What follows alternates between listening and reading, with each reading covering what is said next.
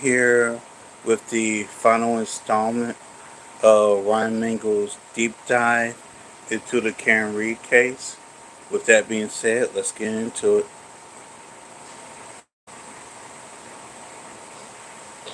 Bada bing, bada boom. There are probably a few things that you should not do while a jury deliberates on whether or not you are a murderer. One would be to commit more crimes. Jury tampering is a big one. Don't follow a juror home just so if you can see, maybe you could understand their perspective a little better. Don't do that. To see if they have all the facts needed to deliberate, definitely don't do that. But those are very obvious. Some are up for debate. Some people think it's okay, some people don't think it's okay. And one of that includes cuddling your defense attorney. One New York Post article reads, Karen Reed spotted canoodling with lawyer as jury deliberated over whether she murdered her cop boyfriend.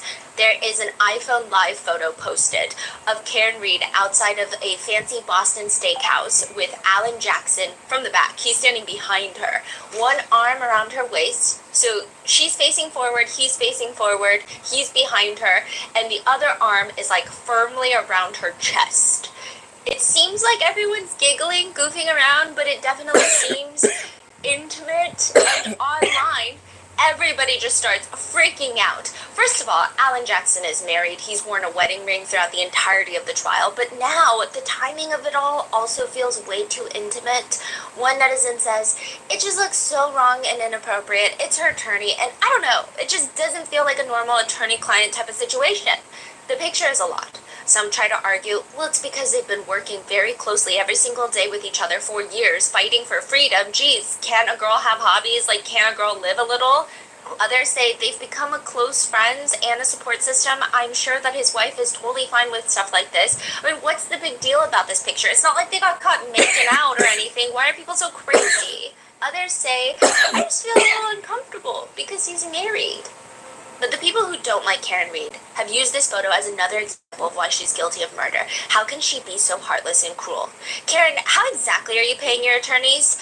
You will have your day. I'm totally disgusted. Another one reads, this is blowing it for me, for Karen Reed. This man is full of himself and he's all over her and she's loving it. He's married, but not for too long. They're definitely sleeping together. One source apparently close to Karen Reed tells TMZ that the picture has been taken way out of context. The two are just sharing an innocent moment of celebration. There's nothing on this picture, really. They're just, quote, goofing around. But Karen Reed supporters have stated, isn't it a little weird that the source only spoke with TMZ, a longtime non-supporter of Karen Reed?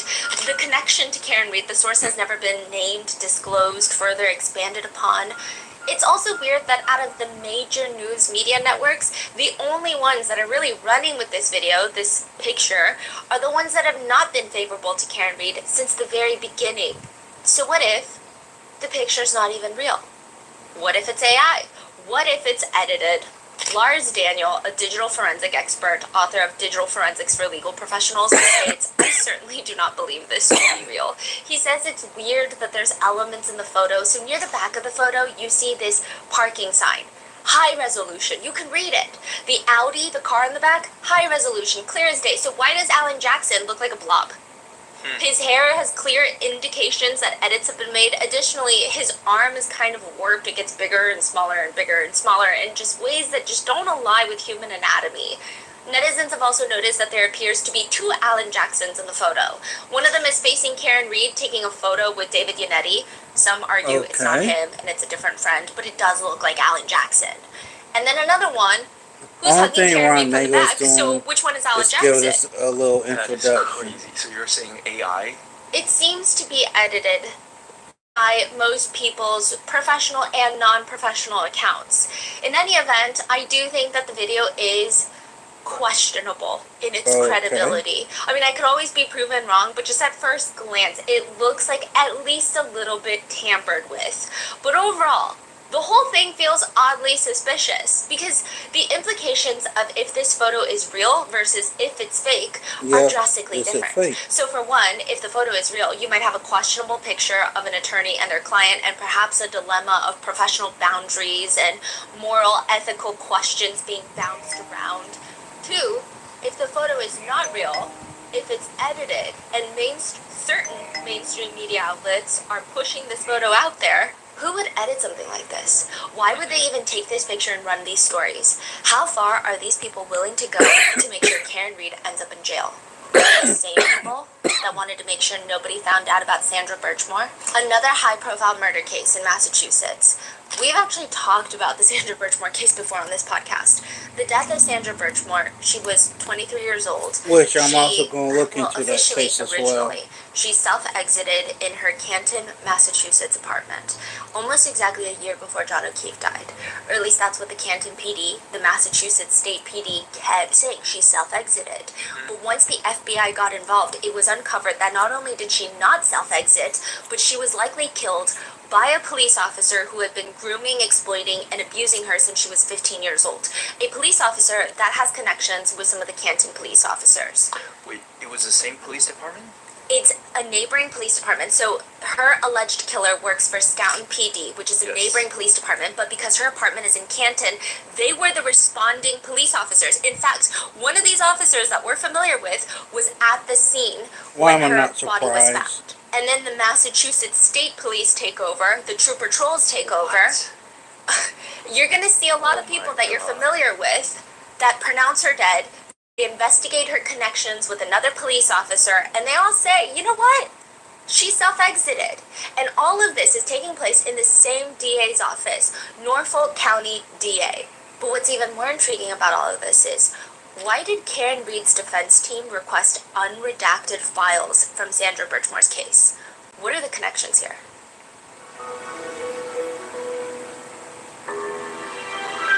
And again, shout out to Ryan Mango.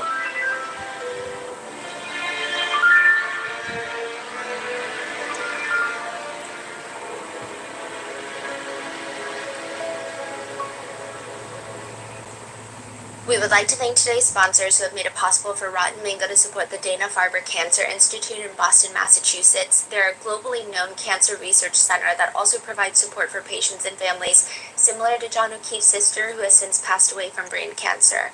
This episode's partnerships have also made it possible to support Rotten Mango's growing team, and we'd also like to thank you guys for your continued support. As always, full show notes are available at RottenMangoPodcast.com. There are references to driving under the influence, alleged physical assault. Please watch at your own discretion, as well as mentions of self-exit, crimes against people who are currently pregnant.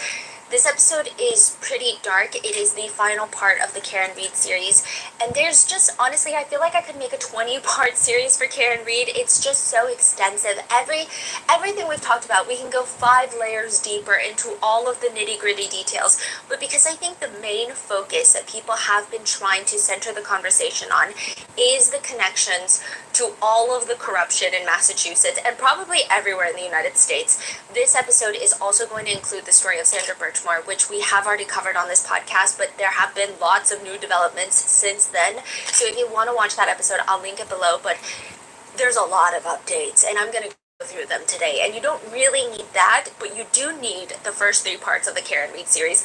There's no way that I can recap almost 10 hours of video footage for you. Just know that January 29th, 2022, John O'Keefe, Boston police officer, was found deceased in the snow on the front lawn of another Boston police officer's home, Brian Albert. Brian Albert has a lot of connections. This doesn't take place in the jurisdiction of Boston Police Department. It takes place in the jurisdiction of the Canton Police Department. They are the first ones to investigate.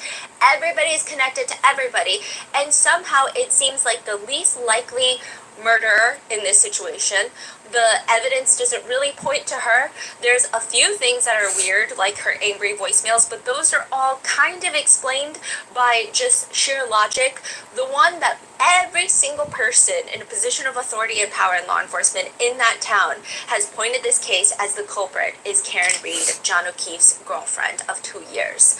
And Karen Reed has gone through 2 different trials to try and prove her innocence. And so this is kind of the summary and culmination of both trials. We have condensed and combined statements, trial testimonies for brevity's sake, because there's just no way. I mean, you're talking about hundreds of hours of trial footage that we went through.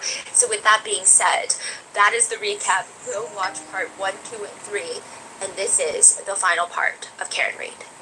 Michael Morrissey is the DA for the Norfolk County, and he sits in front of a wall of books, and it makes him look scholarly, it makes him look well-read, but he just starts yapping away in a YouTube video. Suddenly, everyone in the comments is rolling their eyes at Mr. Michael Morrissey. He says, "This will be my first statement of its kind. False narratives are not evidence. What the evidence does not show is that John O'Keefe never entered the home at 34 Fairview Road in Canton the night that he died. 11 people have given statements that they did not see John O'Keefe enter the home at 34 Fairview that night. 0 people have said that they saw him enter the home. 0. No one. Some have, without evidence, pointed to 18-year-old Colin Albert, a nephew of the homeowner, and accused him of attacking John O'Keefe as he entered the home, but phone evidence shows John O'Keefe never entered the home at all. There was no fight outside. There's no fight inside the house. John O'Keefe did not enter the home." Colin Albert, the young man being vilified, was not present when Reed's vehicle Who and is John this O'Keefe idiot? arrived on the street. This is a false narrative. When was he saying this? This is like before trial too. Okay. And people are confused because why does this man sound like an attorney for Colin Albert and not a DA? Because aren't DAs supposed to be trying the case before the jury and not telling the jury what to think about this case? But he continues, Colin Albert did not commit murder. How would you know that? There was no investigation into that. Were you there? Yeah, were you there that night? Check his phone records. I'm just kidding. He seems crazy. Jennifer McCabe, Matthew McCabe, and Brian Albert, these people were not part of a conspiracy and certainly did not commit murder or any crime that night. Well, I feel like a lot of them were drunk driving, so that's at least a crime, so you're already lying. They have been forthcoming with authority providing statements that have not engaged in any cover-ups. They are not suspects in any crime. They're merely witnesses in this case. To have them How accused so? of murder is outrageous. To have them harassed and intimidated based on false narratives and accusations is wrong. The autopsy of John O'Keefe was conducted by a forensic pathologist. right The back doctor to found this. the injuries that left John helpless in the cold were not a result of a fight. That is an entirely false narrative. She stated specifically that she could not rule out a fight. It could have been from a fight. It could have been from being hit by a car. It could have been lots of things, which is why the manner of John's death is listed as undetermined. But he continues, "We try people on the court and not the internet for a reason. The internet has no rules of evidence. The internet has no punishment for perjury," which is also another lie. You can get hit with defamation lawsuits. But he continues, "The internet does not know all the facts. Conspiracy theories are not evidence." Michael Proctor, no nude so far, the state police trooper being accused of planting evidence outside 34 Fairview Road, was never at Fairview Road on the day of the incident. In addition to having no opportunity to plant the evidence, as has been suggested, Proctor would have no motive to do so. He had no personal relationship with any of the parties involved in the investigation, had no conflict, he had no reason to stop the investigation. Every suggestion to the contrary is a lie. But the one part that sticks out most is when Michael Morrissey says this: "The idea that multiple police departments, EMTs, fire personnel, and medical examiner, and the prosecuting agencies are joined in or taken in by a vast conspiracy should be seen for what it is, completely contrary to the evidence and a desperate attempt to reassign guilt." His whole explanation is that it just takes too many people to be involved in a conspiracy or a conspiracy cover-up to this extent, to this level.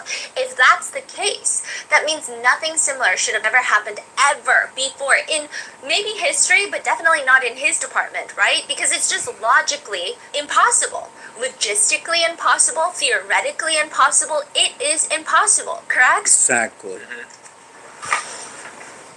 February 4th of 2021, almost exactly a year before John O'Keefe is found dead. This is the date of another blizzard in Canton, Massachusetts. Oh, yeah.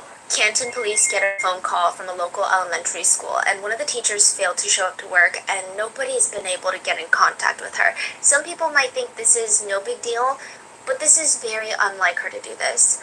Her name is Sandra Birchmore, and the Canton police are dispatched to do a wellness check. They get to her apartment.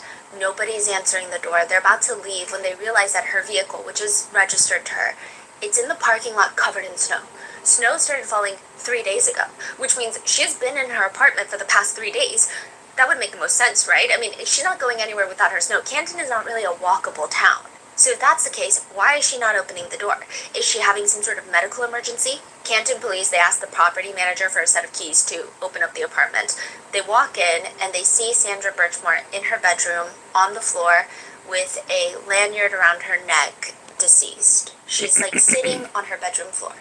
This is very important later. Her phone is near her body, likely within reach, and the Canton police that show up, they come to the least likely, least investigative, least common sense conclusion that Sandra Birchmore has self-exited by way of a duffel bag string around her neck, and she had used her closet door handle whilst sitting down to self-exit by way of asphyxiation.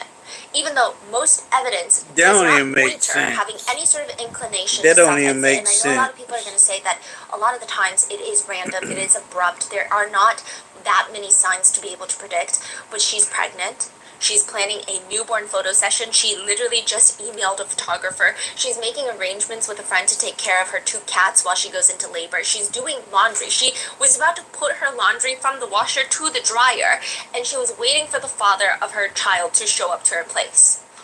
The father of her child is Staunton Police Detective Matthew Farwell. So this is a nearby police department. This is not Canton, and Massachusetts State Police is the whole state. So it's like a within. So Canton is within Massachusetts, Staunton is within Massachusetts. It's nearby. Matthew Farwell is clearly not happy that Sandra Birchmore is pregnant with his child. I mean, for one, he's married, and his wife is currently also pregnant with their 3rd child. He didn't like that Sandra was going around telling everyone that she was pregnant with his child. He didn't want to pay for child support, and he definitely didn't want to get investigated because Sandra Birchmore isn't just a woman that he's having an affair with. Sandra Birchmore is someone that he has known since she was a little girl. She was part of a police mentoring program called Police Explorers, where it's alleged that multiple police officers, including Matthew Farwell, his twin brother, and their superior officer, Robert Devine, had groomed her and assaulted her since she was at least 15 years old. Mm-hmm. She went into the program because it's supposed to help local youth, and she came from just a rough background is how everybody describes it, but instead of being taken care of, Sandra Birchmore was 16 years old when Matthew Farwell essayed her for the first time. He was 26. No, she was 15. He was 26 and she was 15. He's also getting paid by the police force while assaulting a minor on the clock, getting paid for it. Near Christmas of 2020, Sandra is of age now. She's 23 at this point. She tells him that she's pregnant with his child. He's clearly not happy about any of this. He texts her and he just says that he wishes that she would die. February 1st of 2021, Matthew decides he's having a change of heart. He does indeed want to stop by Sandra Birchmore's place in the midst of a blizzard while his wife is in the hospital about to go into labor with their first child. He drives to Sandra Birchmore's home. He's seen on the apartment CCTV cameras wearing a mask, a COVID mask. His hood is covering his entire head. 20 minutes later, he's seen leaving the apartment, going straight to the hospital where his wife is giving birth. There's actually a very terrifying photo of him where he's cradling his newborn baby in the hospital, wearing the same exact outfit that he had gone to Sandra Birchmore's apartment in, allegedly killing her. All very suspicious elements to, a very straightforward crime. I don't think anyone would need a police badge to put 2 and 2 together and come to the very easy destination that Matthew Farwell should at the very least be investigated. But that is not what happens. Instead, Sandra Birchmore's death is quickly deemed a self-exit. Even though Matthew Farwell has strong motives, he was the last one to see her alive. Multiple tips after Sandra's death, multiple tips are called into the Norfolk DA's office, the same one handling Karen Reed's case. Friends of Sandra's are calling in saying they knew Sandra was pregnant with a police officer's child, Matthew Farwell, and when he found out, he was not happy. In fact, he seemed kind of violent. He was pushing her, shoving her, grabbing objects from her. This is what Sandra had told them before she died, putting Sandra in a chokehold.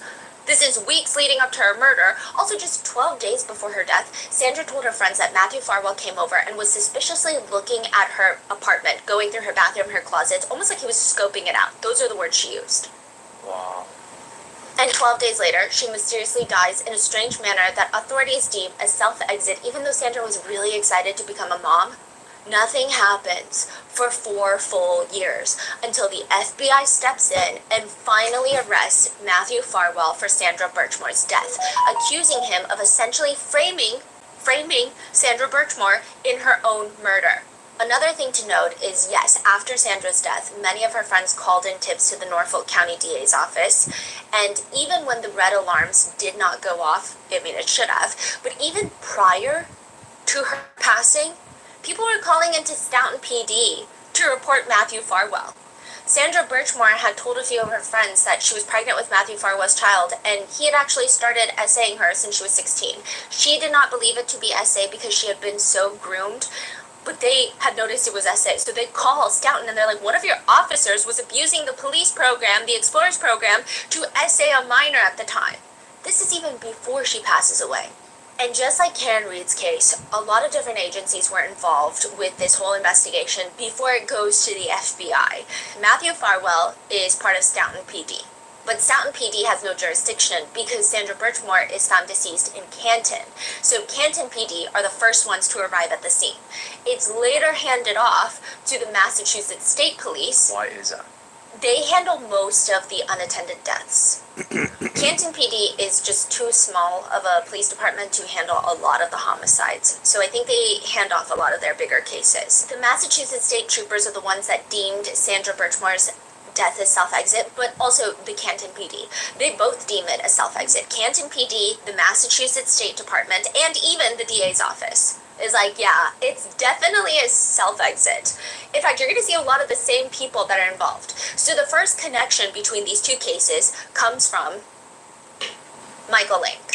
Michael Lank of the Canton Police Department, good old friends with Chris Albert. Michael Lank has known the Alberts for probably longer than we've been alive. This guy has known Chris Albert since he was 12 years old, and they have been friends. I mean, Lank says if he's got to list it, he's probably known Tim Albert since he was, 16? He's known Chris since he was 12. I mean, Tim Albert is the brother, another brother of Albert's, yes, right? so Brian, Tim, Chris, Kevin Albert, they're all brothers. They have a few more siblings. Damn, There's 4 7 siblings, a brothers? bunch, but these are the 4 important Damn. And ones. 3 of them are cops. Oh no, 2 of them are cops. One of them is A Canton Select Man. in charge of the... Yes. I have no idea what this man does. Okay. Tim Albert. Yeah. He'd just be posting weird stuff. He's like the type to post the alpha man lion. Michael Lank has worked with Kevin Albert, another Canton detective, for at least 18 years. He's known Kevin since he was 14 years old. He does admit that he considers Kevin Albert more of a friend and less of a coworker. The most alarming connection in this friendship with Chris Albert is that Chris is shady. He sells mediocre pizza, that's also shady. But in 2002, Officer Lank is sitting outside of a bar. He's off duty drinking when Chris Albert runs up to him and says, hey, you gotta save my life. My life is in danger. This is from the perspective of Michael Lank. So it looks like an evidence bag. It just doesn't say Canton Police on it. It says Stop and Shop, but it does look like an evidence bag. It's the same thing. Do we trust anything Michael Lank says? Probably not, so take it with a grain of salt. He's saying that they're threatening the entire Albert lineage. He says, I got out of my car. I approached these group of men and I pleaded with them to not fight tonight. I said, there's not going to be a fight tonight. There's 6 of you guys. Chris Albert is here with his girlfriend, probably Julie Albert at the time. There's not going to be a fight tonight. Michael Lank says, I observed multiple men walking down the sidewalk in that direction, and at that point I got out of my truck, approached the group, and pleaded with them. I said, guys, not tonight. He's with his girlfriend. That's not going to be the fight tonight. He says, I tried my best to defuse the situation, but they get into a fist fight in the middle of the night. These 2 brothers, Michael Lank says, they end up throwing a few punches first. Michael Lank starts wrestling them down to the ground. He taps himself in as an off-duty police officer. He says, okay, now I'm on duty. And he starts fighting them. He's punching them. He's on top of them. Other Canton police officers have to drag him off of the 2 brothers. And he says, I defended myself and engaged in a physical altercation with the brothers. Wait. Hold on. 6 people. He ran into 6 people.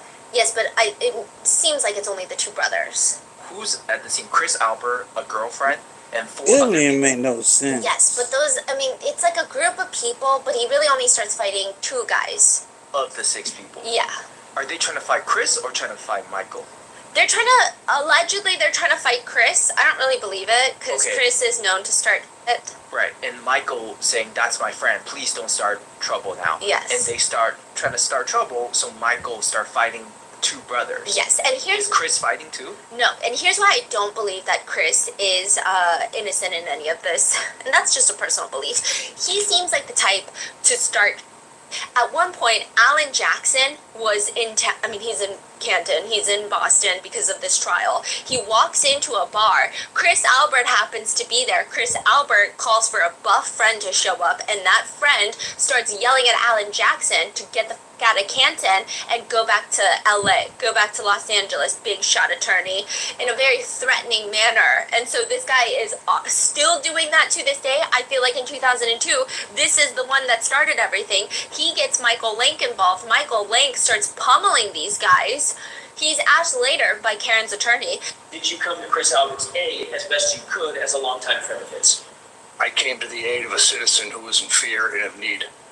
That citizen happened to be Chris Albert, whom you had known since you were 12 years old. Correct.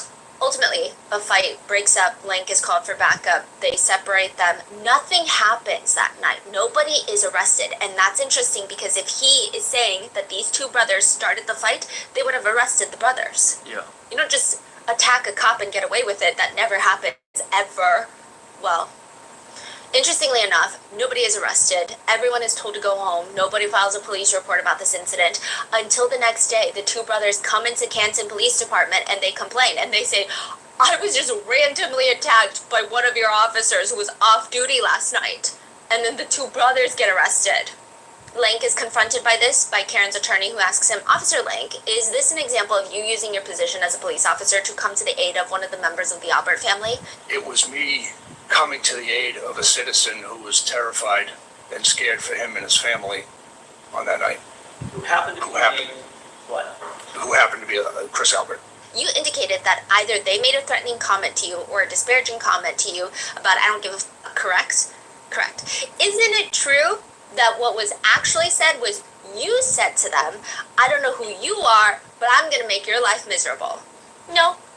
Michael Lank, connected with the Alberts, connected with Karen Reed, he is one of the first to show up at Sandra Birchmore's apartment when there's a wellness check called. He is one of the few officers that finds her deceased body and starts the investigation into Sandra Birchmore's death. Now, speaking of the Albert family, Kevin Albert was additionally one of the few at the scene of Sandra Birchmore's investigation, but he was at the scene much later, so he did not discover Sandra Birchmore's body. He was actually not a big key role in the investigation, but he did go to the apartment complex to gather CCTV data. Which they see clearly that another officer was at the scene. Yes. Daniel Whitley is a paramedic.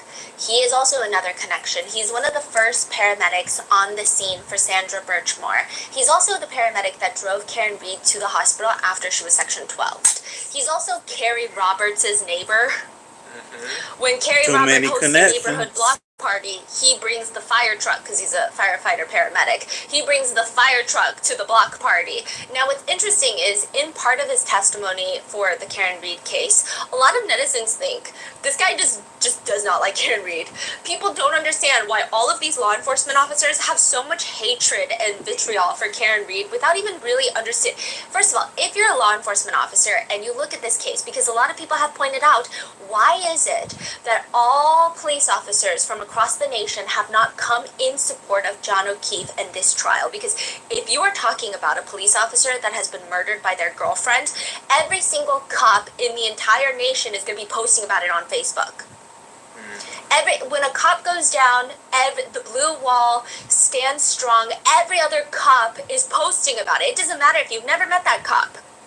You're posting about it on Facebook. And you're saying the cops are not across the... Not a lot. I mean, you have the Boston Police Force. They showed support briefly initially when John O'Keefe was first deceased.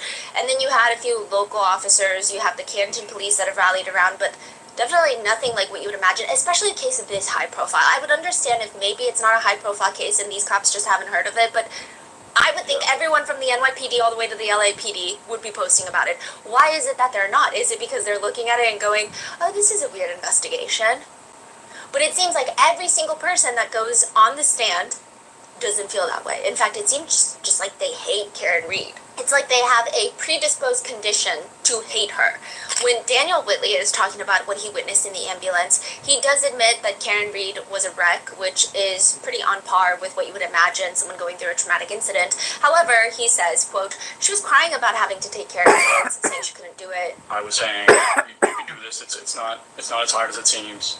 Which again, doesn't really seem that motivating, but he continues. She kept saying, I can't take care of these kids, I can't take care of these kids, they're not my kids, and they're not his kids. So I said, listen, it's okay, it looks like you have a very strong support system. And she had been crying, and she picked her head up and said, do you know Carrie Roberts? And I said, as a matter of fact, I do. And she said, anybody who knows Carrie Roberts wouldn't say that about her. And I said, well, she did come to out at early in the morning to look for your husband in a blizzard. And she just rolled her eyes and put her head back down. And I thought it was just bizarre. Wait, can we break that down for a second? Yes.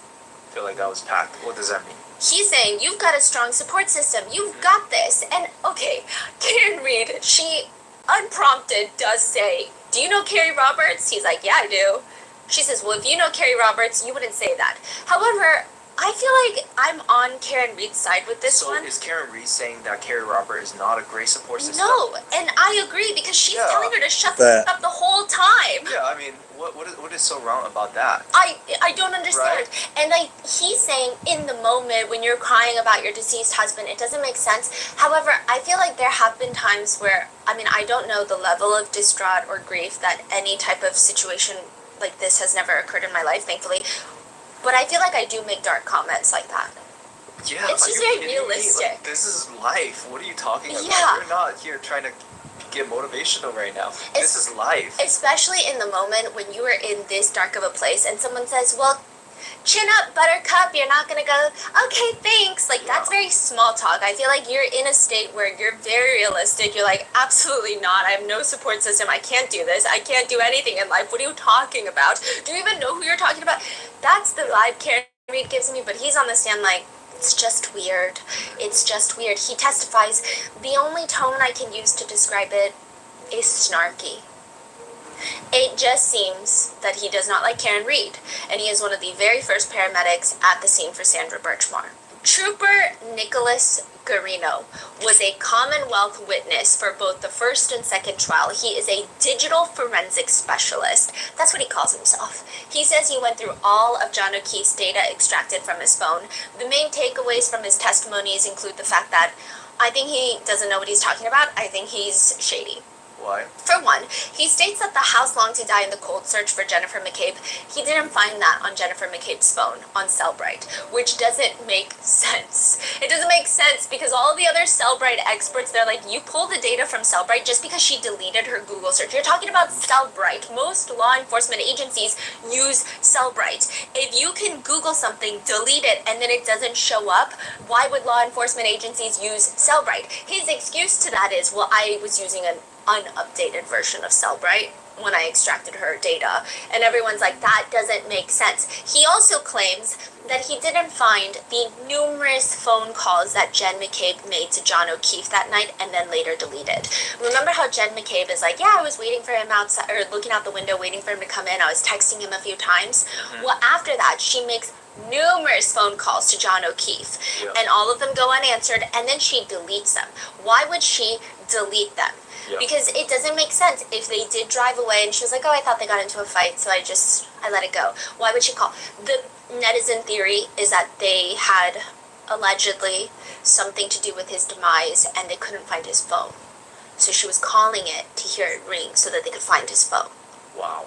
He didn't find any of those either. I don't know what he's looking for because he's not finding anything. He also claims that you can sometimes trick your phone that you walked up and down stairs, because remember, John O'Keefe's phone indicated that he took multiple steps, like about 80 steps, which would have led them straight to the front door, side door of 34 Fairview, and then went up and down 3 flights of stairs. He says, well, you can kind of trick your phone to do that, which a lot of people, including anonymous Apple employees, take it with a grain of salt online, have later disputed, but likely due to strict company policies, they can't really tell you outright, but they express disbelief in the comments that he's making. He's like, yeah, I mean, a lot of these Apple employees are saying maybe in 2012, but you're talking 2022? No. You're not going to trick your phone of going up and down the stairs by driving up a hill. So, best case scenario is he is a complete, useless, incompetent, quote-unquote expert.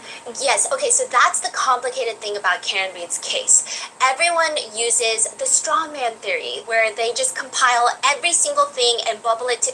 You know when people argue online and you're like, can you have a little more nuance? Yeah. That's kind of the thing with this. The argument is, not every single person can be that corrupt. It doesn't make sense. It's not corrupt. Some people are just incompetent, and it's just together. Yeah. It's a mixture of corruption and incompetence, and then it's combined and it creates this. Yeah. It's not that every single person is in on a so-called cover-up. It just seems like some people have no idea what they're doing, and you can't They really don't. tell which one. This is one of the guys. You can't really tell which one it is. I mean, there's a few. This guy, Trooper Paul, you're going to be like, I don't think he's part of a conspiracy. I think there's no thoughts behind this man's eyes. But this one, it's hard to say.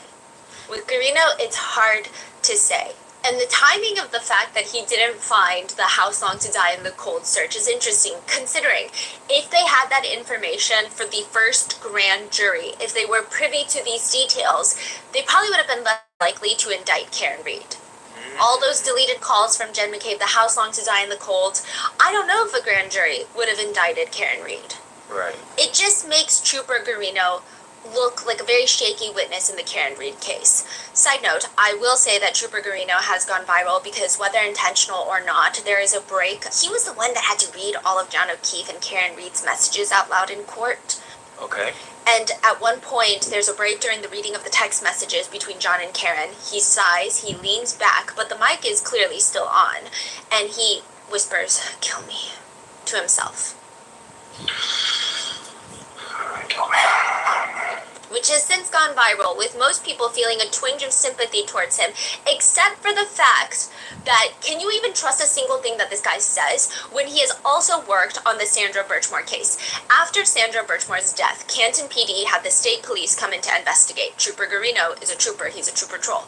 Trooper Garino, being on the team, he states that he did not find a single message between Matthew Farwell's phone to Sandra Birchmore. Matthew Farwell turned in his phone.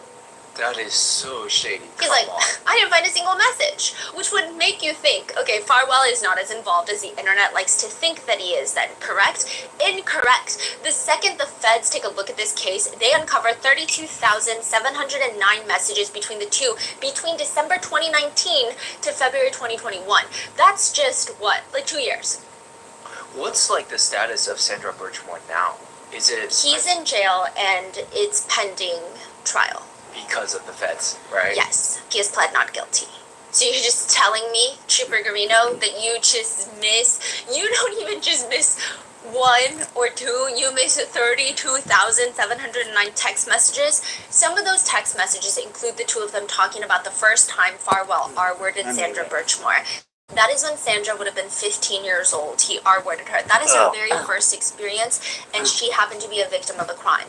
She texted him, I had butterflies so bad the day you took my car, like, you know. Me too, it was such a big day. I still know the day to this day. So she's saying, I still remember the date to this day, and this is how deep the grooming has gone. He says, really? Yes, that's not a date I'll ever forget. April 10th, 2013. Again, very clear evidence that he essayed her when she was 15. You don't need a calculator to do the math. Sandra writes, best day of my life, heart emoji. Me too. Then later, Matthew Farwell texts her, if I pushed, I absolutely could have effed you without condoms from day one. Sandra Birchmore responds, probably if you really pushed it. I was kind of scared to say no in the beginning, not knowing how you would take it. So yeah, you probably could have gotten using no protection, lol.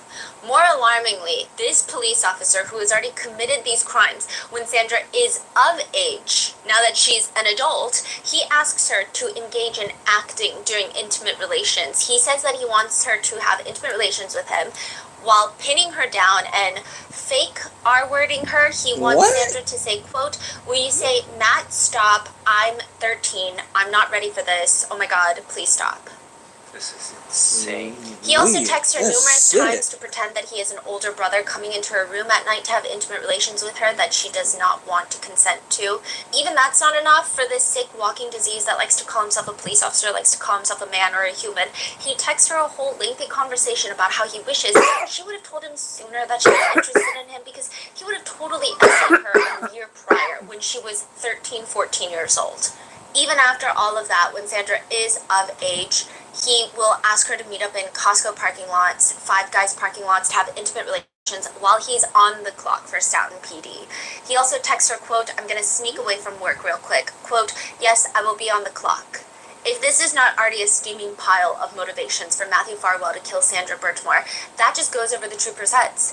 There's also these messages. Sandra Birchmore texts Matthew Farwell a poster board that she made that reads, congrats, we're going to be parents. To which Matthew Farwell responds, I literally have nothing to say right now. How could you express that in text when I said I don't appreciate it? He responds, how far are you?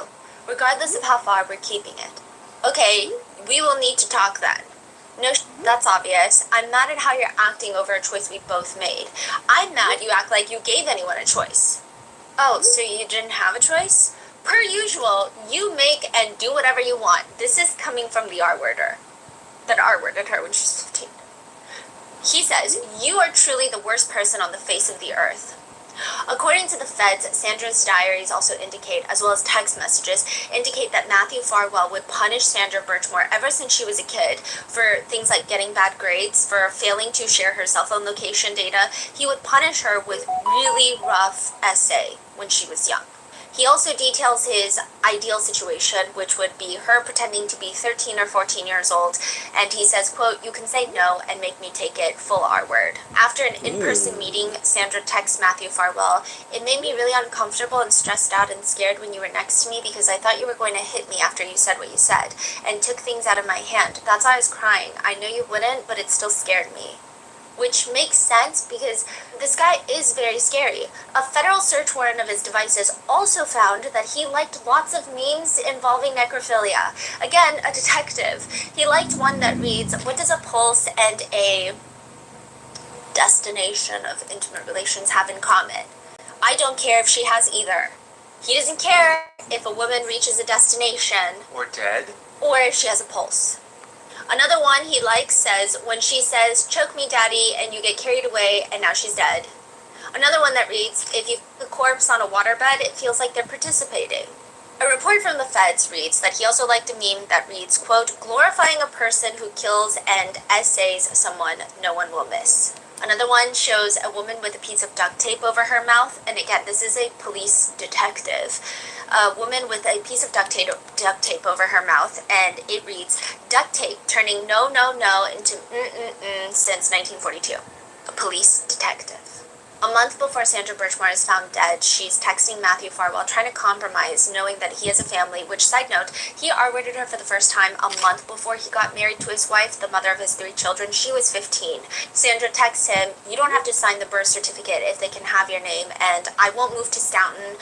I won't bitch about holidays, but I would like you to come a few days before Christmas and Easter so you can see what they get from me, and I don't want you to leave them out. And 3, if you want to try and support them, we can talk about that, but I do want you to see them. I feel like I'm trying to be as fair as I can, and I want you to be there for the labor. I'm standing my ground on that one for sure. Okay, we can discuss this more in person. It's a lot to think about. It's so much more than you have ever asked for. Sandra Birchmore sadly responds, and still less than what any other girl would ask for. Just 2 weeks before Sandra's death, adding more motivation into the mix if you can even fathom that, one of Sandra's friends calls him into the Stoughton Police Department to report Matthew Farwell for essaying her as a teenager. He texts her, dude, your fucking friend called my job, Sandra, what the fuck? Wait, another friend said that Matthew essayed Yes. The friend? No, Oh, Sandra. Sandra, got So it. Sandra had told, and I think the friend is like, okay, Sandra, you don't see how alarming this is. This is not normal. He can't be a police officer. Call Stoughton PD, and he's texting her upset, and Sandra just texts question mark. He says, you told me that no one knew about us, yet she claimed we were f***ing. Like, you have no idea how bad what she did is. I literally can't believe this is even real life. Like, what else do I have to worry about now? Which other friend will do something tomorrow? And just a few days before her murder, there are text messages proving that Sandra went to Walmart to get a copy of her apartment keys, as is requested by Matthew Farwell. Text messages to Sandra's friends from Sandra indicating that Matthew Farwell came over to scope the bathroom. All of these are messages that are seemingly missed by Trooper Garino initially. How does Garino still have a job after that? Yeah. Well, I don't know. I mean, to say the least, the guy should be locked up too for... In our opinion. As they say, though, you cannot be fired from the police force for incompetence. You have to be fired for, like, brute, over-the-top corruption, which is hard to prove because you can always argue corruption is just incompetence. All of these messages are seemingly missed. Trooper Garino's explanation for that is that Matthew Farwell already told him that the messages between him and Sandra Birchmore were deleted from his phone, so he didn't really take it as a big red flag.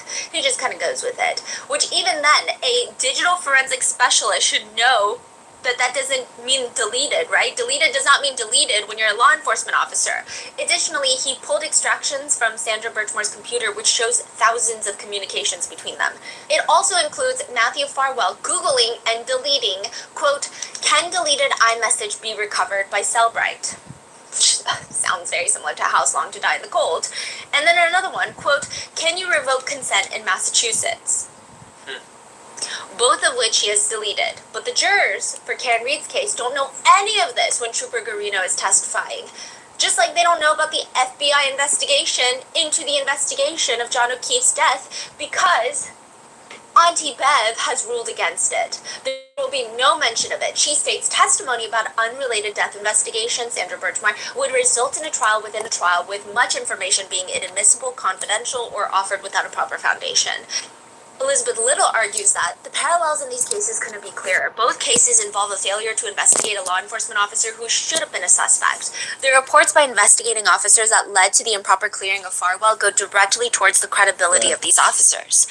But alas, regarding any information regarding Sandra Birchmore is not allowed into Karen Reed's trial. One criminal justice journalist states, "Understatement of the century, but Massachusetts has a serious problem with murder investigations involving police suspects, witnesses, and leads." So they can't bring it up. So the second trial, the defense, they just completely forego a cross-examination for Trooper Garino. They don't even touch it, but the internet goes crazy. They don't even touch it. They go, "We have no questions." Sergeant John Fanning. Before this case, Sandra Birchmore's case, gets taken over by the feds, it goes from Stoughton PD to Canton PD. Well, Stoughton really didn't do anything. Canton PD to MSP, and they decide that maybe we are going to investigate Matthew Farwell, the state police. They're like, okay, let's look into him. Who is John Fanning? John Fanning is lieutenant of the Massachusetts State Police. He's going to be connected, just you wait. Okay. He's going to be leading the investigation into Sandra Birchmore's death. He's like, Garino, pull the text messages. He's like, I couldn't find any. And so he's like, okay, let me investigate what's going on. Now, what do? Do they investigate Farwell for potential murder? No, they investigate him for larceny. In other words, they're going to investigate him for stealing taxpayer money, as there is proof that he was essaying Sandra while he was, quote, on patrol. They're not investigating him for essaying Sandra. They're investigating him for having intimate relations with her when she is of age while getting paid at work. Why is that easier on the charges? I guess it's better than not investigating Matthew Farwell at all. And this is a pretty slap on the wrist charge, hopefully. Doesn't look as bad. Yeah. Even when people are lining up, calling in to say, "Hi, I'm Sandra's friend, and she told me that Matthew Farwell put her in a headlock and snatched her phone from her and stated, quote, I wish you would die. I want nothing to do with this baby." But he says larceny. And that when she showed him a sonogram, he pushed her to the ground and said, "That's not my child. I want nothing to do with you." He says larceny.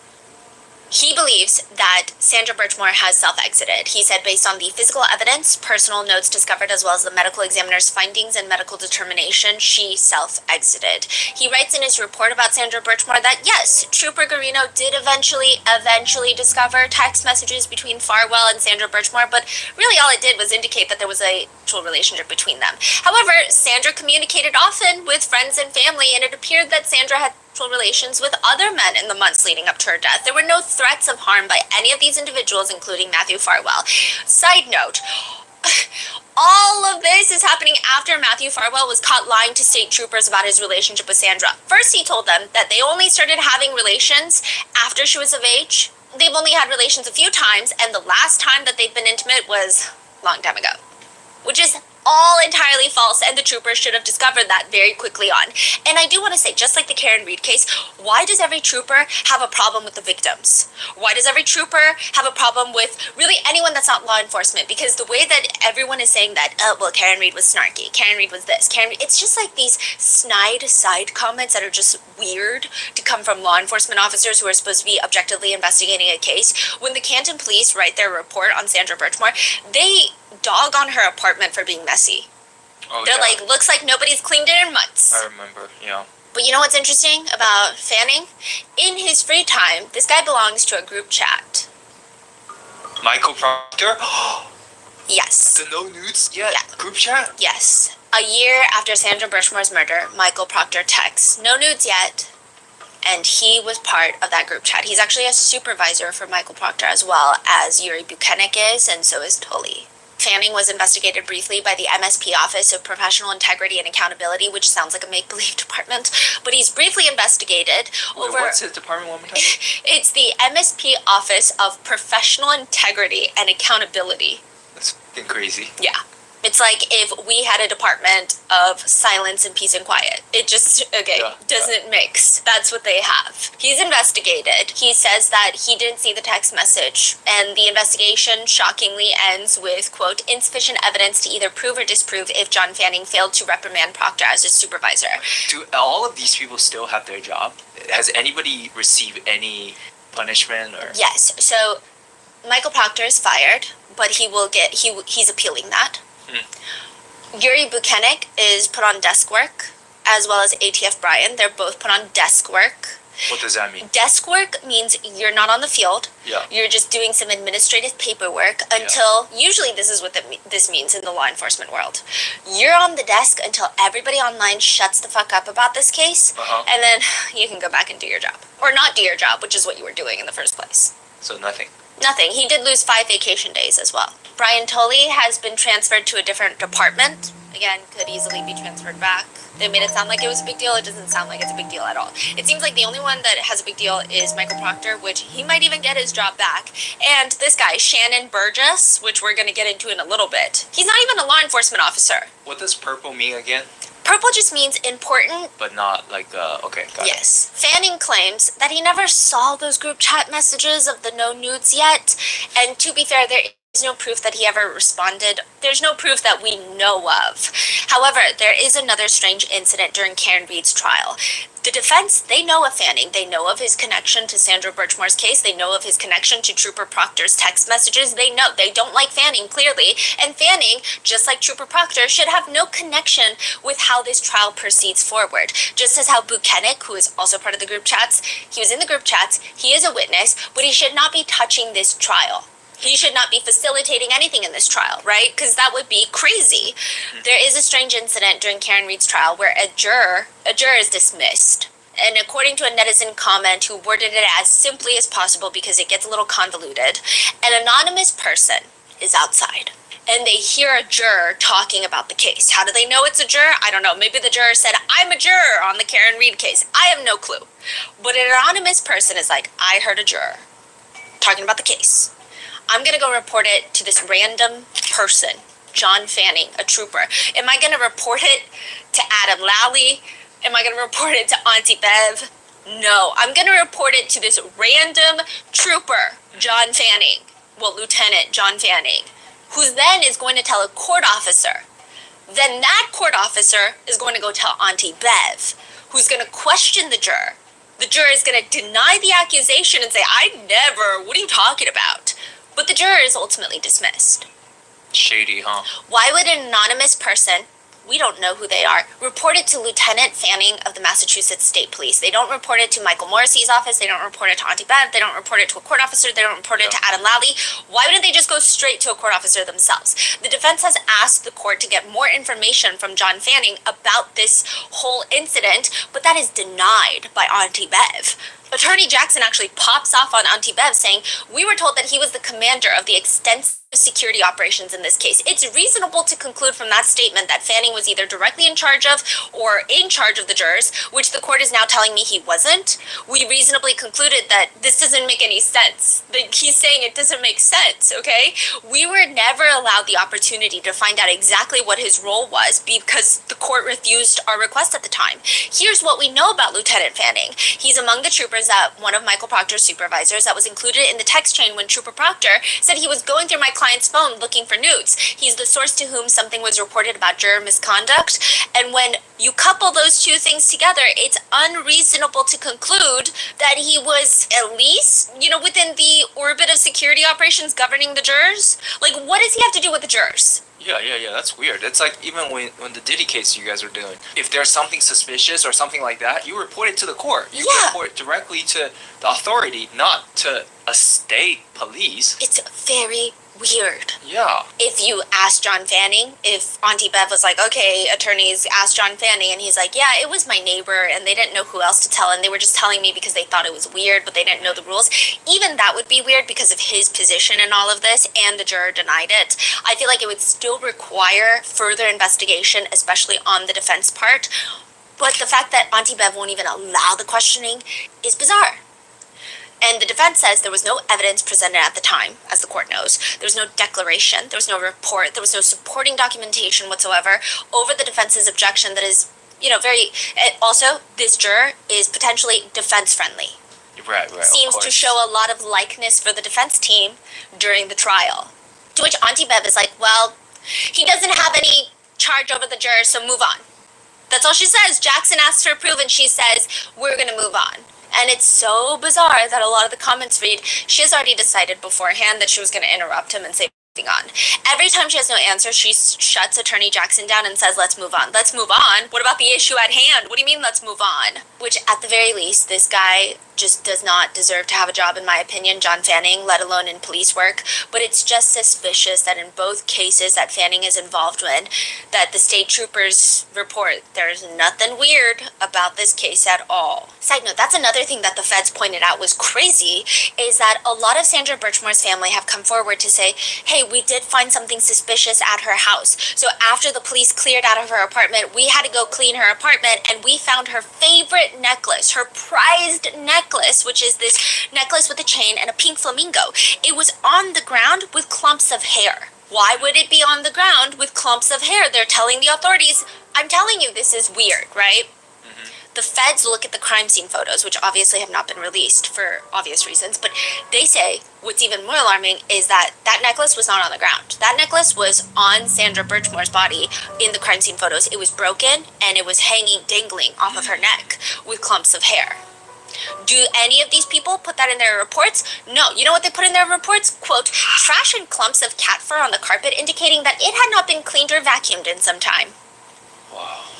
When the troopers later are asked about the security footage where you can clearly see Matthew Farwell, he's a tall guy as well, he's got a very specific build, it's him.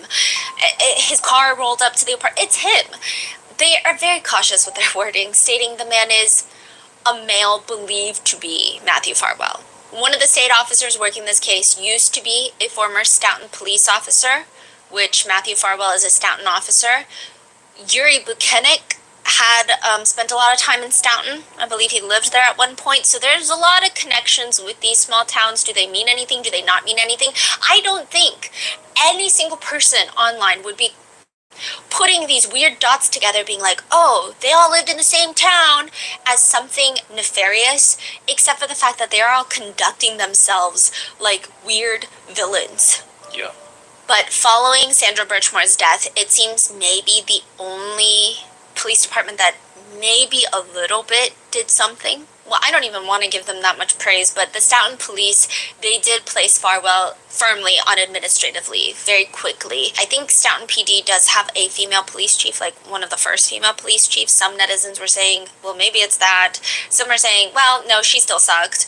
It really depends, but at the time, apparently Farwell went to a bar with a local coworker. He goes to this local bar with a coworker, and during that meeting, he tells the coworker that he did have intimate relations with Sandra Birchmore. However, at no point during that conversation did he express any grief, sadness, or remorse about her passing. In fact, he told that person that he was very angry with the MSP for looking into him. He also participated in a joke at one point, I don't know why there's a joke to begin with, about the fact that she was found on a closet door. I guess a bunch of officers were laughing at it. He was telling a buddy? Yeah. Another police? He was like, yeah, I did have intimate relations with her. And he expressed no grief that she passed. And then he was like, but I'm just kind of pissed off that these troopers are looking into me. And the buddy reported this? Yes. And yet, Fanning and the troopers find zero evidence that could point to Sandra Birchmore's death as being anything but a self-exit.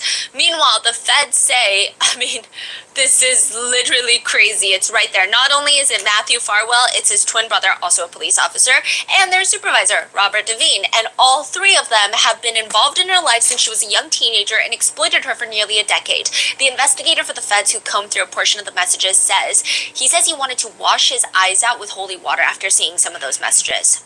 What happened to his twin brother and his supervisor? I think they're all put on leave, but I don't know if they've been arrested yet. The state troopers, they never caught that. Why would they? Usually there is a synergy in the courtroom that opposing counsel have, and typically you would hope that the judge at least appears to be a neutral force in the courtroom, which is why we called Judge Arun Father Arun, because it was like a dad and his kids all fighting each other and arguing, and then he's like, okay, kids, calm down. And I use that term specifically because he never showed favoritism, which is a very important deal. Even if you are biased against or for the defendant, you need a judge that does not show favoritism to one side or the other, because that could cause appellate issues, that could cause justice issues. It's a big problem. We have no clue what's going on with the three groups of people if they actually like each other, but usually there is this synergy that's supposed to be preserved. People think that's not happening in this case. That is not happening in this case. There is one viral moment where Karen Reed, she is sitting at the defendant table, and it's gone viral. She's sitting there. Alan Jackson is passionately disagreeing with the judge about the verdict slip. Arguably the most important piece of paper during the entire trial, the piece of paper that the jurors take back to the jury room to determine the fate of Karen Reed's, entire life. He says the fact that there's no box to check not guilty for lesser charges, or really most of the charges, is absurd. Auntie Bev is saying, well, it's always been done that way. If they find her not guilty, they just don't check the guilty box. This verdict slip as submitted to the jury is exactly how it always is in Massachusetts. I don't really care how it always is in Massachusetts. I care about whether or not it's appropriate. It's appropriate. Different things. It's appropriate. For a superior charge, they have to decide that she is not guilty of the superior charge, and that is the starting point of whether or not she is guilty or not guilty of any subordinate charge. How do they decide that she's not guilty of the first subordinate charge, involuntary manslaughter? Okay. Anything else you want to say, Mr. Jackson? I'd like an answer from the court. How do they decide that she's not guilty of involuntary manslaughter on that verdict? That's their decision to make. And how do they make it if they don't have an option to check a box that says not guilty? They don't check the box that says guilty, do they? And then when they go to the next block, they don't check the block that says guilty, and on the top, you're left with not guilty. Okay? And he's like, that's crazy. Yeah. You don't think that's crazy? That is weird. And she's just not hearing it anymore. And perhaps Karen Reed smirks at the fact that her life is on the line on this singular sheet of probably an A5 piece of paper, and she can't even decide what goes on there. Or maybe it's the fact that Auntie Bev clearly made up her mind prior to all of this, because she's fighting with Alan Jackson, and then eventually she's like, we've always done it like this. David Yannetti, who's a local attorney, is like, well, I've never seen it like that. And then she's like, well, I don't care. She just does not care. She's like, You say, I don't care? basically, she's like, Wow. well, I disagree. It's the absence of the check mark that the court determines is the not guilty finding by the jury. Yes, that's what the verdict slip reads. It reads not guilty. If they don't check block 2, 3, or 4, the verdict slip reads not guilty. Okay? Mr. Yannetti, you've seen verdict slips exactly like this. Okay? I actually haven't. I have not seen a verdict slip there where not guilty is not an option for Okay. I disagree with you. Or maybe it's the fact that Auntie Bev already made up her mind, or I don't know what it is, but also she's on trial for murder that she, I mean, in my opinion, and also legally, did not commit. Karen Reed smirks, smiles, and Auntie Bev's head snaps in her direction. This is funny, Miss Reed? The courtroom goes silent. So we're done here. And with that, Auntie Bev storms out. All right, excuse me. This is funny, Ms. Reed? All right, we're done. All rise for the court, please. What? In an interview, Karen says that at one point she just wanted to ask Auntie Bev, the judge, is this a game? Is this a game to you? Because she's like, my life is on the line. Like, is this a game? Auntie Bev also has a very unique way of running her courtroom. She likes to sit right next to the witness in a black office chair, and she will just swing side to side from her office chair like she's testing them out at Staples. She looks like she's in a meeting about what people want to do with the communal restroom towelettes, if they want to switch them to a different brand or if they want to stay with Georgia Pacific. That's the vibe she gives me in the middle of a witness testimony. Her mic is on. It does not relay directly into the courtroom, but all the live streams can hear it, and it's just... Okay, Mr. Yannetti. Okay, Mr. Jackson. I don't know what it is. Also, another thing is Father Arun was very quick with any objections during examinations. If he overrules the objection, just a quick overruled. It's overruled. It's overruled. Or a soft sustained, which is rephrase the question, or a firm sustained. That was it. Those were like the 3. Maybe 4 if he didn't know the grounds, so he would ask grounds, and then they would tell them the grounds. Auntie Bev, this is the new catchphrase out there, which is, I'll allow it. I'll allow it. I'll allow it. I'll allow it. I'll allow it. I'll allow it. I'll allow it. I'll allow it. I'll allow it. I'll allow it. Instead of overruled, it's, I'll allow it. That's her version of overruled, and now everyone online has made a meme out of her. They said, I'll allow it. House long till I'll allow it. Okay, which kind of sounds mean, because she's technically just doing her job as a judge, but that's not what it feels like to netizens. It feels like this judge just does not like the defense at all. Not nearly as much as she likes the prosecution. It feels like she doesn't like them even a tiny crumble. Some netizens have noticed that the timing of her sighs are consistent with when the witnesses are caught in their own lies and the defense team goes down a list of questions that's going to rip them up more. She's just sighing when the defense has really good points. One netizen comments, there she goes sighing again. Bev sighing yet again. The judge is so biased, she's always sighing when the defense is doing a cross. Oh, Bev, your bias is showing again. Sometimes she'll sustain objections and not let the defense question witnesses on what netizens believe to be their right to a rigorous cross-examination, to which a lot of legal experts online have even said, I don't understand why she's sustaining those freaking objections. It doesn't even make sense. It's probably causing a lot of appellate issues later on. For example, when Carrie Roberts is caught in what can really only be defined as a lie about stating previously that she heard with her ears, heard Karen Reed ask Jen to Google how long to die in the cold, or well, hypothermia. And now she's saying, I misunderstood the question that was asked to me. I actually never heard her ask Jen McCabe that. Jackson is like, so you lied? Auntie Bev steps in and asks Carrie, was that a lie? Did you lie? Not intentionally. And Jackson is like, but you did. Not intentionally. Okay, and that's the end of that question. All right, is there any other question, Jackson, or is that it? And that was a lie, correct? Yes. Was that a lie? Did you lie? I did not intentionally, But you did. And not intentionally. okay, that's the end of Understood this. the question, Mr. Jackson. To which a comment reads, why does the judge keep saving these goddamn witnesses? The lady lied. If you're a judge, you should want the truth from the witnesses. During Brian Higgins' testimony, one netizen comments, the fact that the judge prevented questions regarding him destroying his phone is corrupt. She was very careful about which questions she sustained, and a lot of them about him, I don't know, destroying his phone and throwing it away at a military base, a lot of them were sustained. Last question, Mr. Jackson. Did you remove the SIM card for that phone, drive onto a military base, throw the SIM card in one dumpster and the phone in a different dumpster? That is not correct. Did you testify That that was your one question, Mr. Jackson. questions would be asked and he wouldn't have the answer to them. Or there are other netizens that pick up small things, such as one netizen comment reads, "Judge didn't interrupt the prosecutors once during the direct. Let's see how often they interrupt the defense." Some netizens think it's less of that and more of, she just looks so over it. I mean, sure, someone's life is lost and another one's life is on the line, but quote, she's like the kid waiting for 4 p.m. to hit to throw everyone out of the courtroom. The way that when the workday is over, this lady is done, this lady is gone, she's over it, not a second more. Is it kind of crazy going straight from Father Arum's courthouse to this case? Yeah, and I don't know, because federal trials are not publicized as much, but from what we could hear from a lot of the court officers, Judge Arun is actually a little bit more of the patient ones.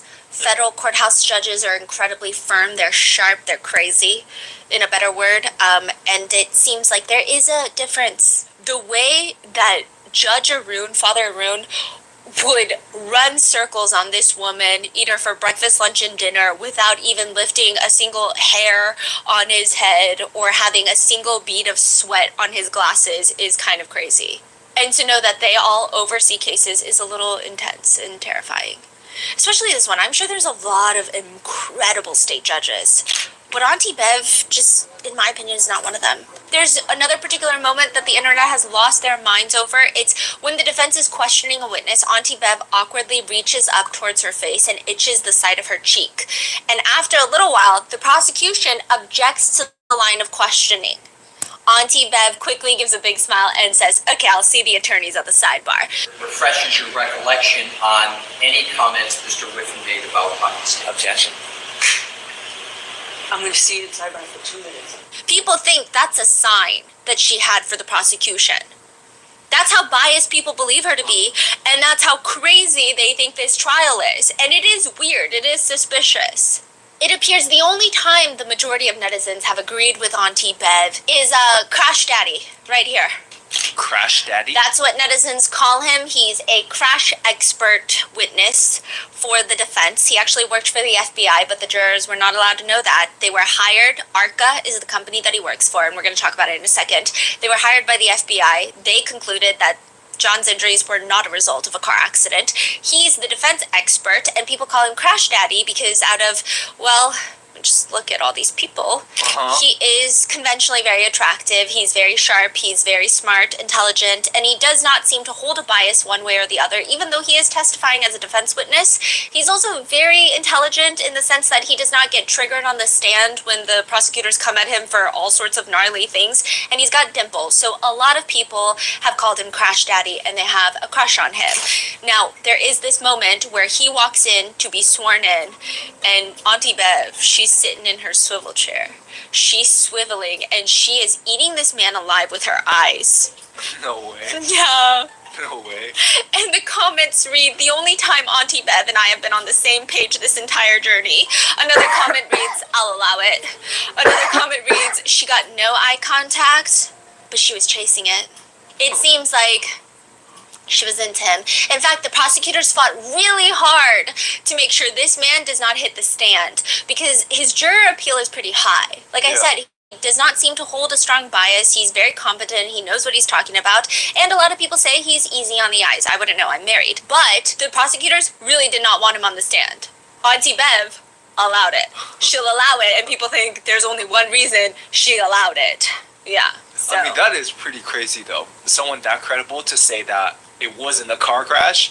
Yes. Then what else are we arguing here? It's not even just him. It's also Honorable Crash Daddy, Dr. Rent. He's also part of ARCA. People love him as well. So they brought multiple experts. 2 of the experts, yes. And they all say it's not a car Yes. crash. But the prosecutors bring their own experts. Oh, yeah? You're gonna have a field day. One netizen comment reads, "I understand why people suspect Auntie Bev is corrupt, but I find it difficult to accept it only because she's known that the feds are investigating this case. I feel like she simply has too much to lose by doing anything illegal to support the DA and the McAlberts." But at the same time, the netizen feels like if she truly has no undisclosed hidden secret conflict of interest, it just would be weird. Her conduct is unexplainable. It's just weird when you factor in that she used to be a criminal defense attorney along with her brother and her dad. So why the favoritism for the DA, who's brought murder charges based on what is at best the shabbiest car crash investigation since the invention of the internal combustion engine? It just doesn't make sense. Does she just want to see Karen Reed railroaded out of sheer spite? Could she hate Alan Jackson that much for no apparent reason? Is she somehow unaware that Reed is likely innocent of the homicide charges? I just don't get it. To which another netizen comments, I think her and the DA's office, Michael Morrissey, which by the way, her mom, Auntie Bev's mom, and Michael Morrissey's family have history.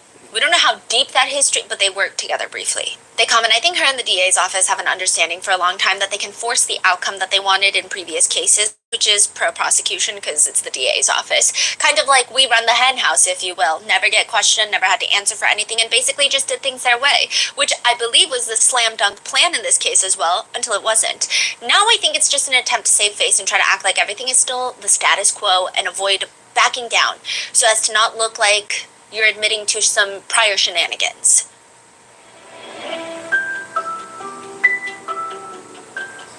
For a limited time, we were able to sell Grandpa Mango's artwork, and it was a lifelong dream for Grandpa Mango. It started actually as a surprise for him, which is me, my husband, and my sister-in-law sitting down trying to figure out how to start an online store so that he could share his artwork that he has spent his lifetime drawing. And long story short, we wouldn't have been able to make Grandpa Mango's dreams come true without Shopify. Shopify is the all-in-one commerce platform to start, run, and grow your business, and it is true. No one gets small businesses like Shopify. They've been there themselves. Did you know Shopify actually started as a small snowboard business? Just 5 people in a coffee shop trying to sell snowboards online who realized that these available e-commerce solutions were not small business friendly. So Shopify decided to build their own. Now businesses of all sizes use Shopify, whether they're selling online, in retail stores, or on the go. They've truly created the formula to commerce. From that super cute sticker shop that you found on TikTok with the cute packaging to stores that you shop every day, Shopify's point of sale system is a unified command center for your retail business. It brings together in-store and online operations across up to 1,000 locations. Get all the big stuff for your small business right with Shopify. Sign up for your $1 per month trial and start selling today at shopify.com/rotten. Go to shopify.com/rotten. Shopify.com/rotten.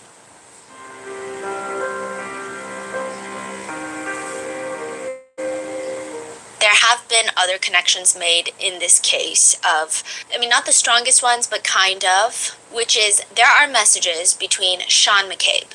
This is Matt McCabe's brother. Matt McCabe is Jen McCabe's husband. Mm-hmm. Matt McCabe's brother had reached out to Turtle Boy, who is an investigative reporter and influencer that has been honestly breaking this case from the get-go. I do think that a lot of people have strong feelings either for or against Turtle Boy. I think he's a very divisive... His name is Turtle Boy? That's his online content creator name. Aiden Kearney is his... I don't know if it's his government name, but that's his name.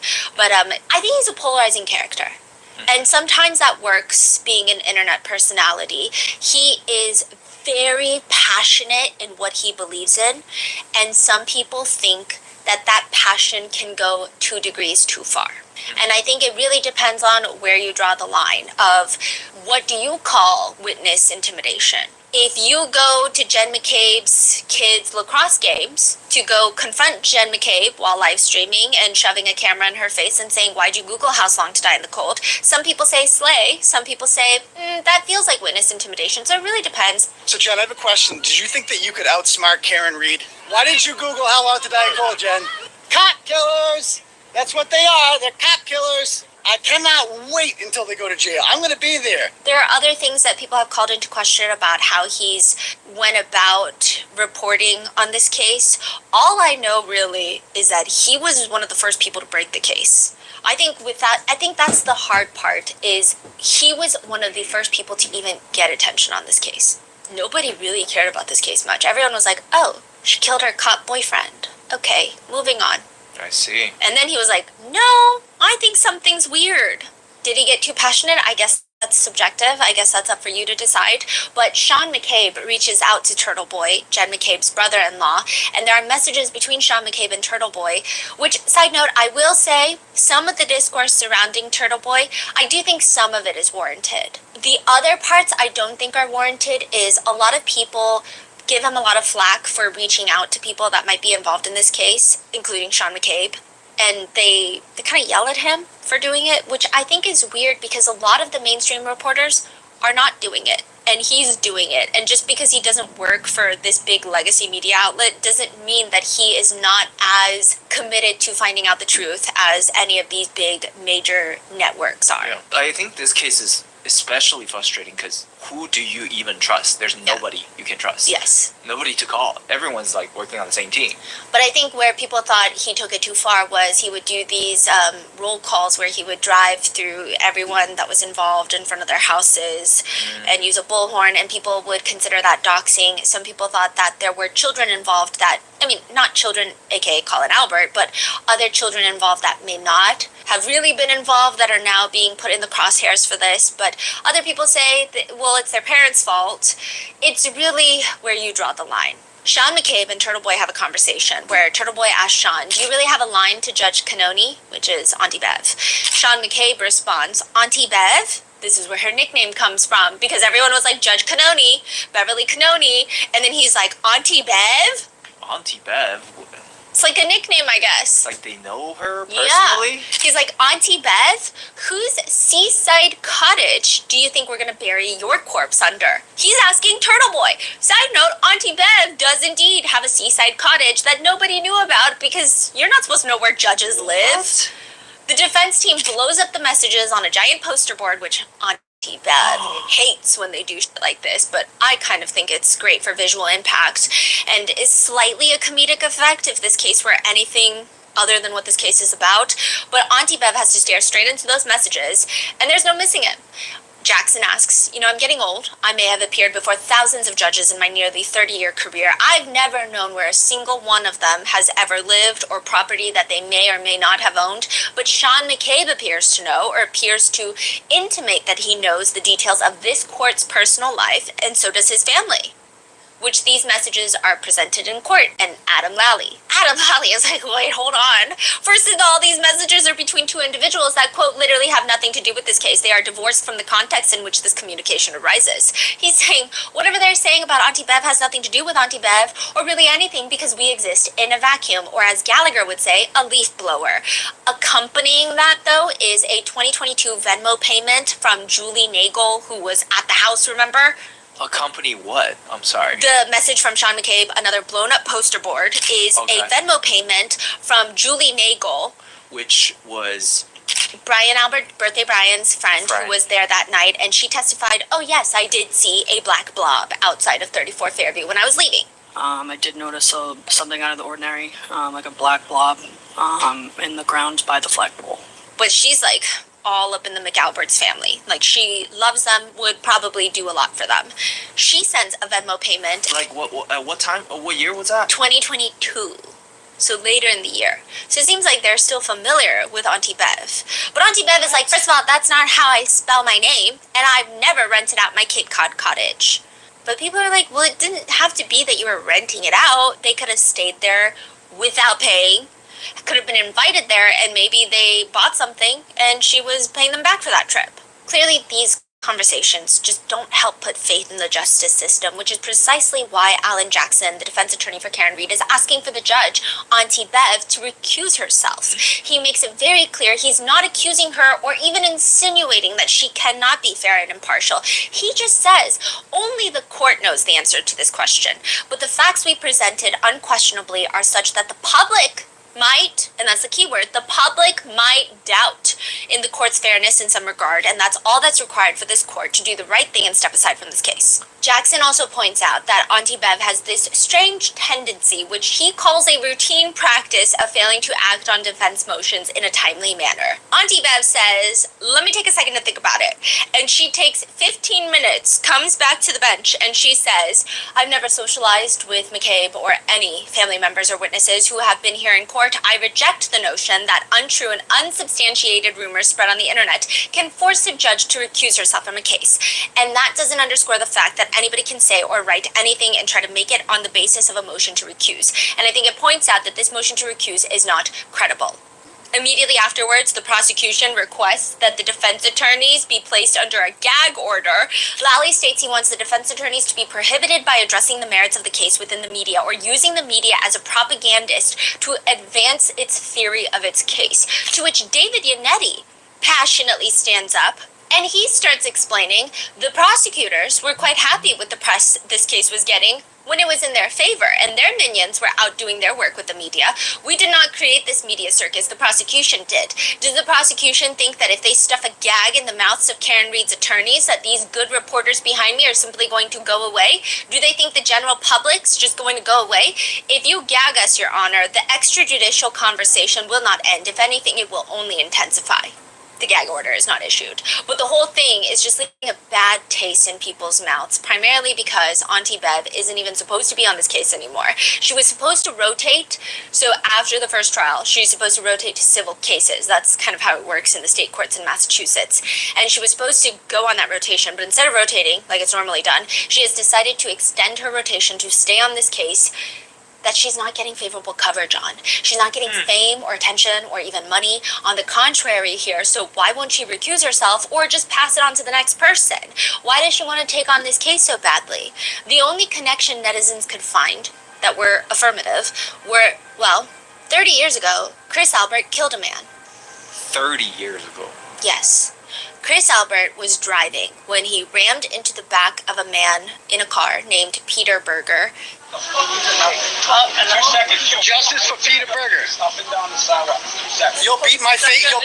I could. He rammed into Peter's car so hard that Peter's car spun off the roadway, hit a stone ledge, killing Peter, who was a Hungarian foreign exchange student. Chris Albert does not stop to help. He does not stop to call 911. He keeps driving, which, side note, people think it's actually rich that they have such strong opinions about Karen Reid. Even if she did hit John O'Keefe with her car, I don't know if you're the one to be throwing looks her way. He does not stop driving. He does not stop to call 911. He keeps driving, which triggers a 30-hour police manhunt before he is finally arrested and sentenced to 6 months in prison. Meanwhile, Peter's mother wrote a letter to the court saying, "I feel numb. This is a loss that will reflect the rest of my life. My husband has lost his will to live." Wait, how is that only 6 months?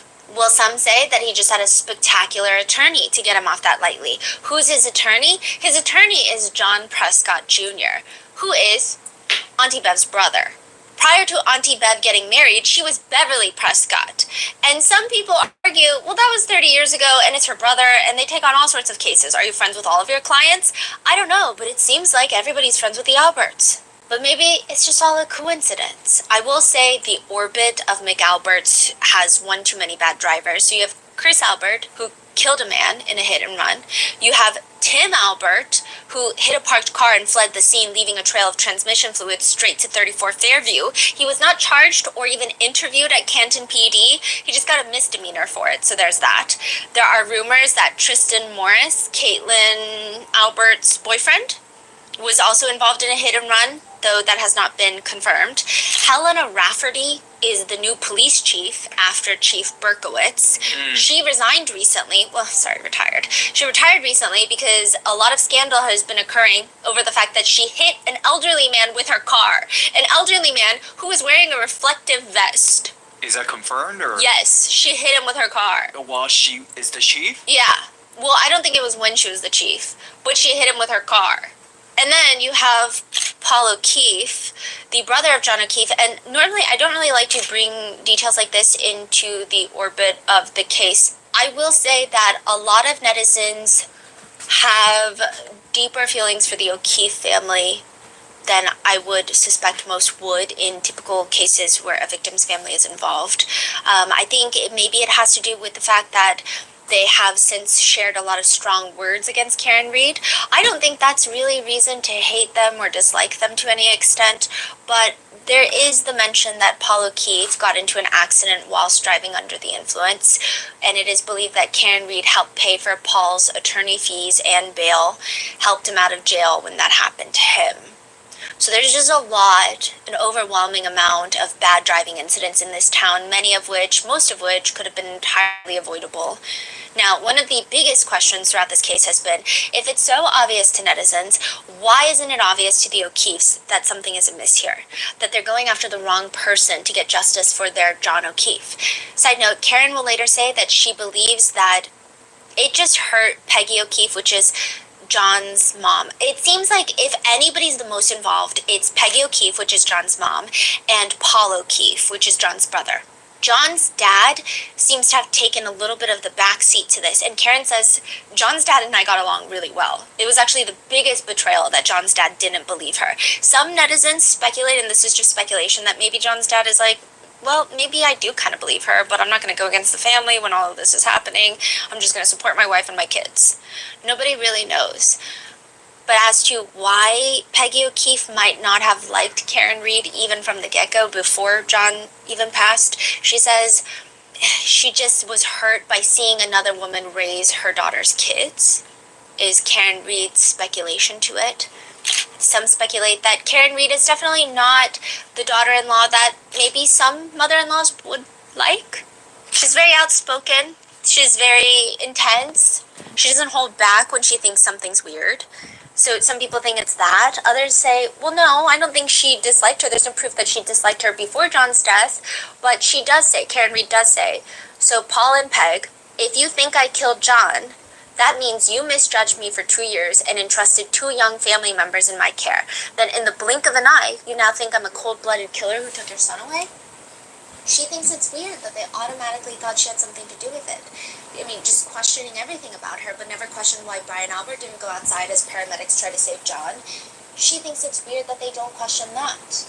As for why they don't, Karen says the only explanation she can think of is it's easier to fool someone than convince them that they've been fooled. Maybe they're in too deep now. Karen says about Paul O'Keefe, he's seen during the trial just glaring her down most of the days. And she says about that, you can't have no respect for someone and care about what they think. I didn't do anything, so you can stare at me and get an ulcer over your hatred toward me. The O'Keefes never carried a pitchfork for me until I started getting support. You didn't speak to any media, now you're giving interviews. You really just can't stand my rising from the ashes. The only thing that changed is I started to come from a position of power. Paul O'Keefe has done an interview after the first trial in which he says, we know what happened. We know that John and Karen were arguing. It was towards the end of their relationship. They were drinking and arguing and fighting, and in an intoxicated state of rage and jealousy. She just decided that she was going to do something about it. You know, put the car in reverse and ran him down and left him there to die. She's pointing the finger at everybody. Everybody's lying except for her, according to her. And I think we had 68 witnesses testify, and according to the defense, they're all lying and they're all not credible. I've gotten to know the Alberts through this all very well, and they're all good people. So just because we don't believe in a crazy conspiracy theory and we believe that Karen Reed is guilty of killing my brother, people are taking it out on us. Unfortunately, if you pay high-powered attorneys enough and put enough lies out there, you start influencing people to the point where there's just no turning back. As for Michael Proctor, Paul O'Keefe says, as for Michael Proctor's comments, I mean, he even said, too, they were unprofessional, which we agree with, but this guy's life has been ruined. And this is where a lot of netizens started turning on Paul O'Keefe, which was something that should have never happened. He's saying that Michael Proctor's personal phone should have never been searched. And now his life is ruined, even though those were unprofessional comments. And I think that's where a lot of people started turning on Paul O'Keefe.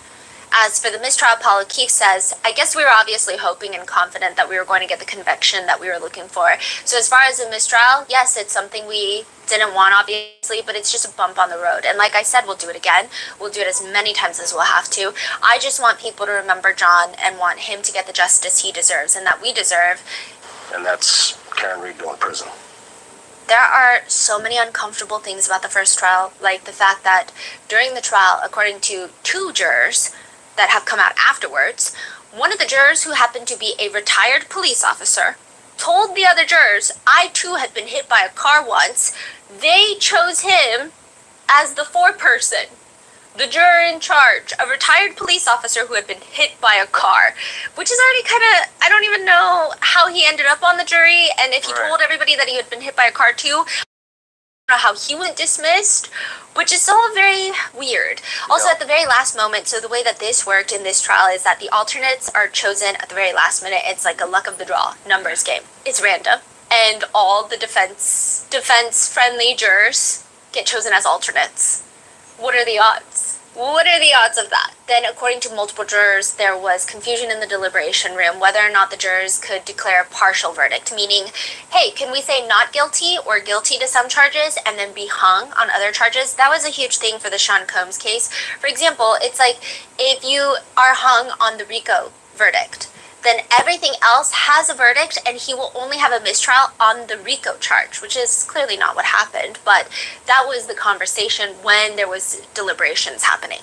So that was the conversation between the jurors on this case. They didn't really know what was going on, but they said unanimously, I didn't even know The rest, out, y'all. we're fighting. My bad. We're hung. The right thing to do is We're fighting. bad. We're hung. The right thing to do is remove that for the next trial. Yes. So just retry her for all the other charges. Yeah. Manslaughter, Yeah, things of that nature. But instead, they did the whole thing Okay, again. well, Yes, still which alive. the defense have tried to take to the superior courts as double jeopardy, which means you cannot be charged with the Yes. same crime twice. Yes. And they said to prove that, we need to bring the jurors in and make sure that they unanimously Okay, I'm so voted, because that's what the jurors, like 5 jurors, have come out to us and said that's what they said. Oh, Lord Almighty. Hold on, y'all. Hold on. Having some difficulties. Come on, Wi-Fi. It ain't red, it's yellow. I ain't seen that. See it do that in a minute. Come on. Go green.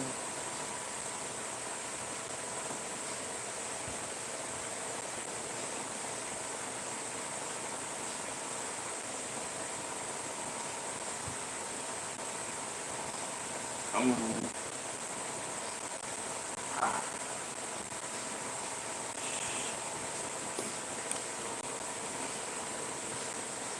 I'm sorry, y'all. Looks like I'm gonna have to end this. I gave y'all the best I could.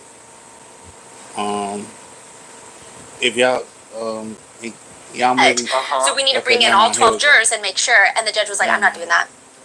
That's crazy. I'm not doing that. Which has caused a mistrial. All right, Mr. Foreman, I am in receipt of your note. Judge Canoni, I thought I was gonna have the end of the stream on y'all. despite There our we go. rigorous efforts, we continue to find ourselves at an impasse. To continue to deliberate would be futile and only serve to force us to compromise these deeply held beliefs. I'm not going to do that to you folks. Your service is complete. I'm declaring a mistrial in this case. I'll be in to see you privately in a few minutes, so thank you so much for your service. Okay. All rise for the court, please.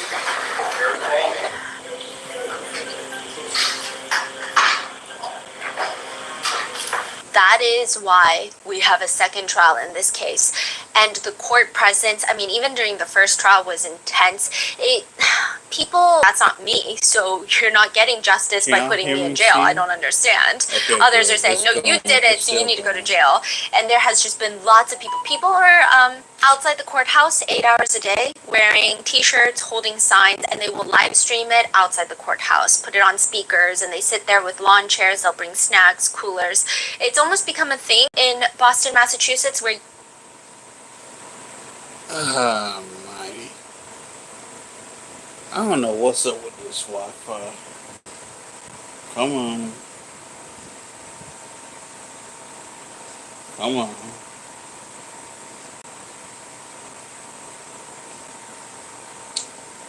I'm sorry, y'all. I'm just gonna have to end this. I hope y'all got what you could out of this. If y'all want to see all of part 4, I have it on my Rumble, which should be in the description for my channel. I appreciate y'all for being here. Have a good night. Peace.